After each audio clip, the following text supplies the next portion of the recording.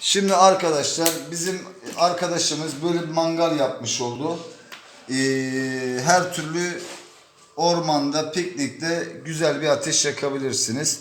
Şimdi Rahmi Usta ateşimizi yakıyor. Burada bir deliği var. Burada da bir deliği var. Bütün hepsi olay bu.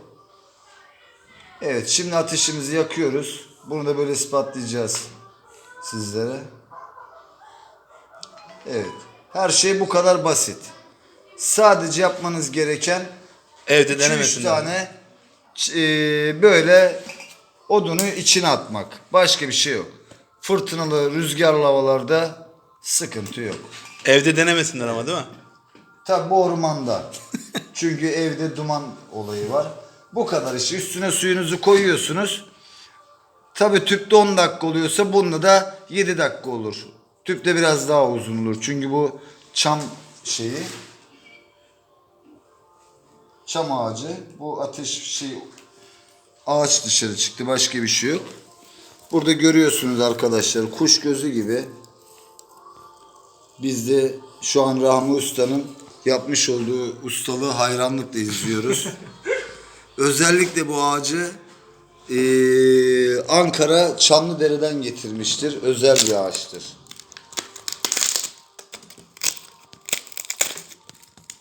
Günlerce yakabileceğiniz bir semaver.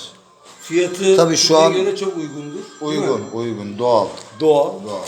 Bir de odun ateşinde, şimdi bunda kahve de yapılır yani. Tabii Biraz bunda yukarıya açar mısın? melemendi, kahveydi. Canınız ne İstediğiniz yemeği istiyorsa yapabilirsiniz yapabiliyorsunuz. Evet. Bunun yalnız görüyorsunuz şöyle istediğiniz gibi. Bunu de yapsan, de yapsan Rüzgarlı havalarda da tabii hiç sıkıntı yok. Bunu ama söndürmeniz için sadece üstünü elinizi kapatmanız kafi. Yok, ellerini kapatmasınlar.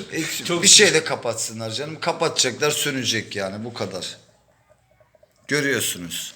Anlatmaya gerek yok. Patlamaz, Çatlama. çatlamaz ama Akmaz, devamlı böyle kokmaz. yanar. Akmaz, kokmaz. Bunu istediğiniz yerde yakabilirsiniz. Üşüdüyseniz de bu.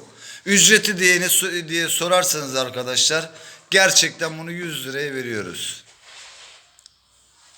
Tamamdır usta. Bunu da artık herhalde bu